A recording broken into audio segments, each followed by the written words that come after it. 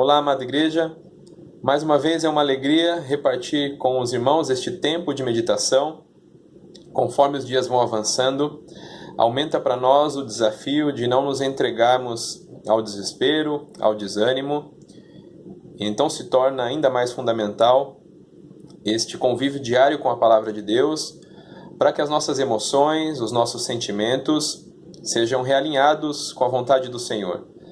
Nesta manhã eu convido os irmãos a abrirem as suas Bíblias na primeira carta que o apóstolo Pedro escreve, no capítulo 5, no verso 8. Diz assim: Estejam alertas e vigiem.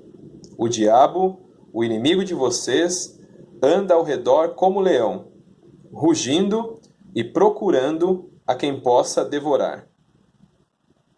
Pedro chama a atenção para o fato de que os problemas que surgem no nosso caminho, apesar de se manifestarem em determinadas situações, não têm uma mera causa sociológica, política, cultural.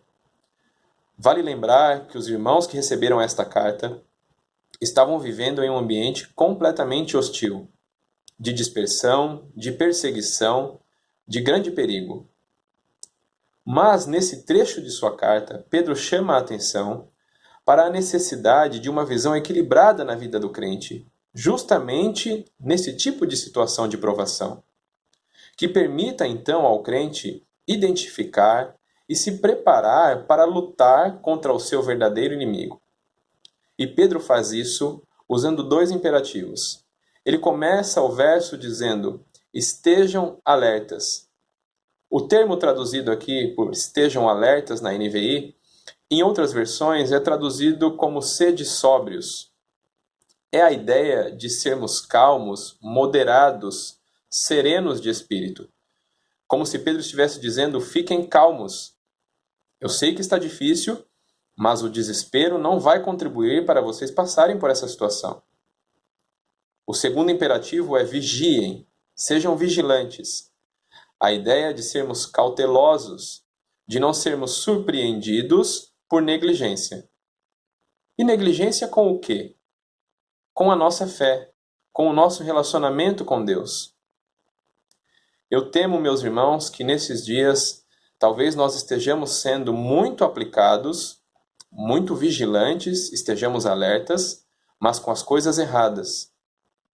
Talvez nós já saibamos de cor todos os episódios e todas as temporadas disponíveis na Netflix. Talvez estejamos muito aplicados em seguir fielmente as infinitas blogueiras e blogueiras que aparecem diariamente. Ou talvez sejamos muito hábeis para dialogar sobre o atual cenário político, econômico, financeiro, mas lamentavelmente talvez sejamos incapazes de conduzir a nossa família na palavra de Deus num momento tão necessário como esse. Talvez sejamos incapazes de citar um verso das Escrituras de cor para ministrar ao coração dos nossos filhos, de nossas esposas, de nossos maridos.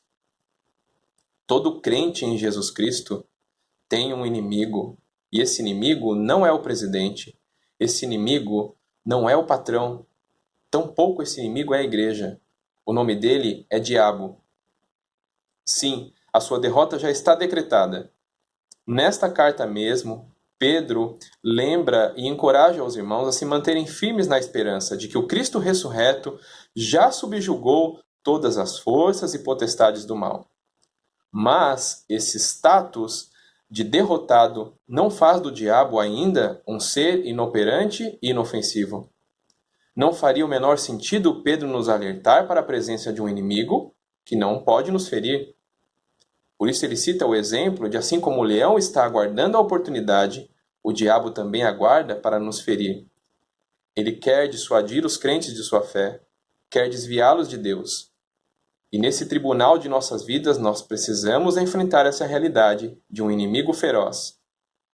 E como nós podemos enfrentar? Somente com a graça divina. Louvado seja Deus, porque nesse tribunal de nossas vidas nós não estamos sozinhos. Jesus Cristo está do nosso lado. Minha oração, meus irmãos, é que pela graça de Deus, nenhum de nós seja devorado. nenhum de nós sequer sofra um arranhão nesse período de quarentena, e que todos nós possamos retornar para a nossa comunhão, fortalecidos e renovados no nosso compromisso com o Senhor e com a sua igreja. Lembre-se, não é tempo de desespero, muito menos de negligência. É tempo de estarmos alertas e vigilantes na companhia do nosso eterno e suficiente defensor, Jesus Cristo. Deus te abençoe.